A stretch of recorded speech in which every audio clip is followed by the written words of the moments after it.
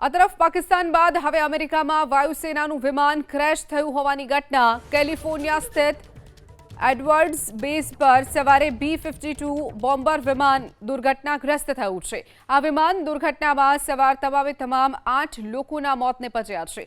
વિમાન નિયમિત પરીક્ષણ ઉડાન પર હતું ત્યારે જ સવારે લગભગ 11:20 આસપાસ ટેકઓફના તુરંત બાદ વિમાન નીચે પડ્યું અને તેમાં આગ ફાટી નીકળી। મૃતકોમાં વાયુસેનાના જવાનો અને વિમાન પરીક્ષણ સાથે સંકળાયેલા નિષ્ણાતો સામેલ છે।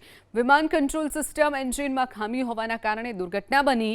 B-52 સ્ટ્રેટોફોર્ડ લાંબા અંતરનું બોમ્બર વિમાન માનવામાં આવે છે જે 1955થી સેવામાં કાર્યરત છે।